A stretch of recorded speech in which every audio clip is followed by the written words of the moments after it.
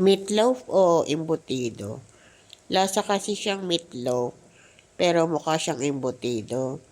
Binili lang namin yan sa kantin. Kapartner niyan ay rice para sa pagkain ko sa dialysis noong January 11. Ay siya, kain na tayo. Pero bago yan, syempre kailangan mag-pray.